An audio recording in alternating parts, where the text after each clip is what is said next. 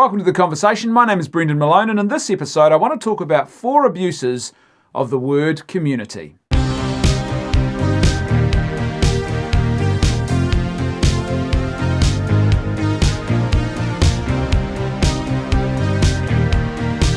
Increasingly in the West, we now find ourselves living lives that are very atomized. There's a very intense focus on the autonomous, self-choosing individual as the sort of the norm of society. And heck, even when I talk about society, it's kind of hard to have a society if the norm is the autonomous, self-choosing individual, because to have a society, you've really got to look beyond yourselves. But there's a big problem with this, because we're not really made for radical individualism. We're not made to be atomized. We find the fullness of our human flourishing and the fullness of the human experience, and really the fullness of our own individual self, ironically, is only really found in relation to each other.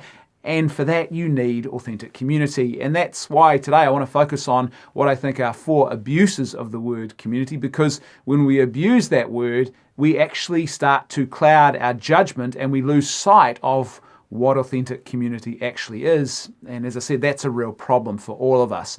So the first abuse of the word community is when people speak about the online community, or they speak about being with a group of people in an online space and they refer to that as a community. Now, I've got to put my hand up here. I'm guilty of doing this, and it's a trap that I constantly find myself making, speaking about the online community or the community on my YouTube channel or whatever it might be. But here's the problem with that. The problem is that for community to be actual authentic community, there has to be actual communing between persons. We need to be present with people and communing with them in a personal, face-to-face, flesh and blood kind of way. I think a lot of us experience the reality of this and the important distinction here. It's a subtle but very powerful one. During the COVID lockdowns, hopefully you're not in a place right now where you're still under lockdown, but if you are, you will know probably even more than others what that actually means. When we all sort of migrated onto Zoom for work meetings, for family gatherings, for social drinks, quote unquote, all these things that were happening on Zoom. And despite the fact that it was a sort of a necessary evil and a great way to still, I guess, keep in communication with each other, we all knew that there was something distinctly different about sitting and staring at a screen and looking at pixels and pixelated representations of other people. Even though we could see them on video, even though we could hear their voices, we knew there was just something very different about not being present in the room with those people. So an essential component of community is actual communing in person with people, being present with people to experience the joys and the trials and the struggles and to hear them and to see them and to commune with them face to face. The second abuse of the word community is the way in which the word collective is often now substituted for the word community. They are not the same thing at all. So a collective is simply a group of people who share a particular trait in common. It could be an identity trait. So for example, you hear people talking about the LGBT community or the black community. It could be a particular interest that they have in common, an activity that they have in common. So people talk about the gaming community, the rugby community, whatever it might be. The simple fact is that what you're describing there is a collective, a group of people who are collectivized by you based on some particular trait that they share in common. But that's not the same thing as a community. Those people might be collectivized by us and they might share a particular trait in common, but to have community, there's actually got to be a shared commitment to the good of the other. There's got to be something more than that. There is a genuine commitment to the good of the other, a genuine commitment and a way of seeing the world and a vision of reality that is shared by all who are part of that community.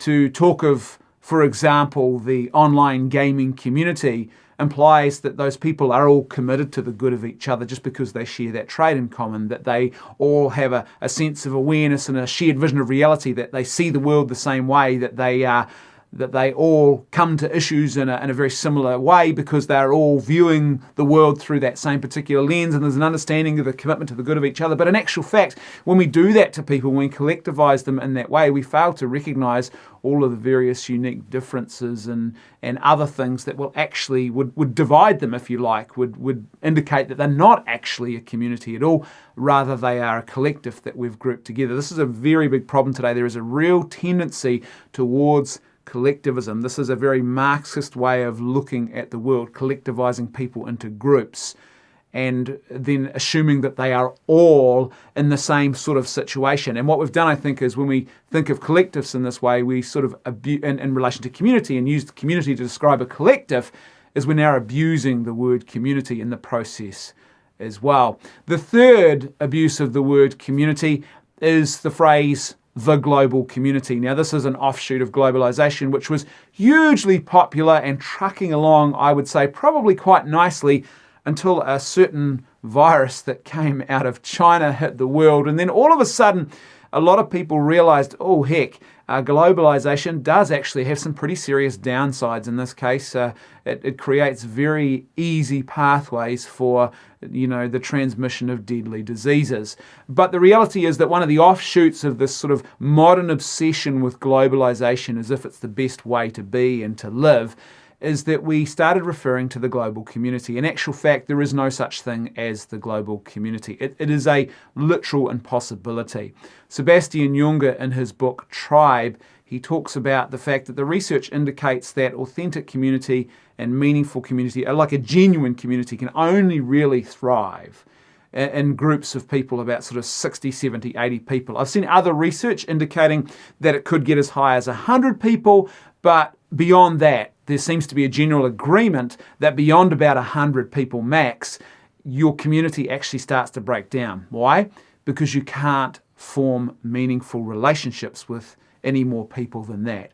So if I can't form meaningful relationships with, say, 200 people, I can't form a community with 200 people, then there is no way possible for me to form a community with billions of people. So to speak of the global community is an abuse of the word community. And the fourth and final abuse of the word community is when we think of the geographical, and we often substitute people who are grouped together geographically for the word community. So people who perhaps live in the same area, we refer to them as the community of downtown New York, or the community of Burwood, or the community of Auckland, whatever it might be.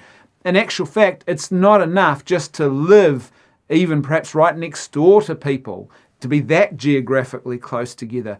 To have community is something different. Again, it's more than just being close, being grouped together, or living closely aligned with or geographically in a very close proximity to other people. Community, authentic community, is actually relational. It's about a shared commitment to the other. It's not simply about being near other people. So if those are the abuses, then what are the four flip sides that we need to think about when we think about authentic community? Well, I would suggest, first of all, it has to be personal. So community has to be done in person, person to person.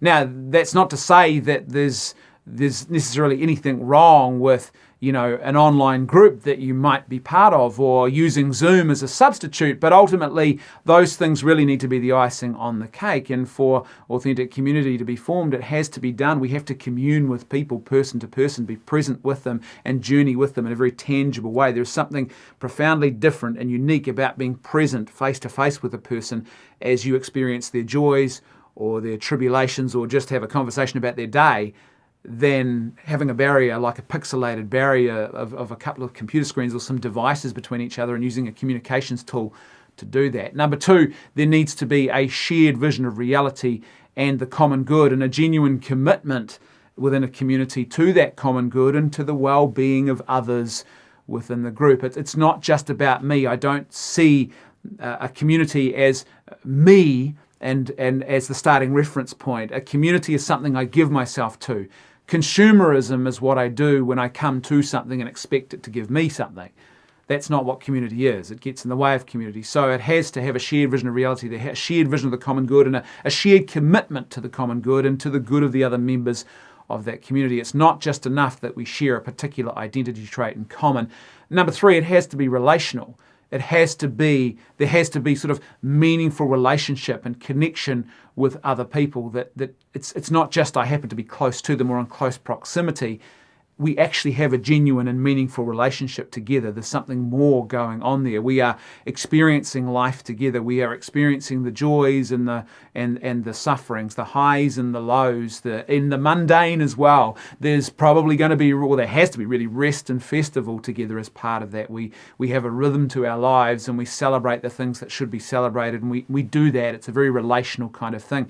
And lastly, it has to be local, because you can't experience the other 3 if you're not actually in close proximity to people to be able to do that. So to form meaningful community, there has to be something that is lived out locally. So why does this all matter? Well, because as I said, the human person is made for community. It's only in community that we find the fullness of flourishing and the fullness of the human experience. And in order to actually live out authentic community, we need to have a good understanding of community and not continue to accept various abuses of the word community, because these abuses are shaping our thinking. Our thinking is going to shape our attitudes, and our attitudes are going to shape our behaviors. So it's really important that we start at the very beginning with a very clear and authentic, truthful understanding of what community is, so that our behaviors in relation to others will lend themselves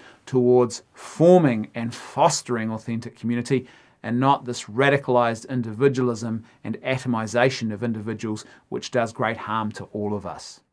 Thanks for watching this episode of The Conversation. Don't forget to like, share, and give this video a thumbs up. That all helps the channel. And wherever you're watching, please subscribe. If you're on YouTube, don't forget to hit the little notifications bell as well. That way you'll get updated about every new piece of content that we publish. A huge thank you to everyone who is supporting us at patreon.com/leftfootmedia. For as little as $1 a month, you can help to ensure that this great content keeps happening. So that's patreon.com/leftfootmedia. As little as $1 a month, or as much as you'd like to contribute. And a huge thank you, as I said, to everyone who made today's episode possible. You guys are awesome.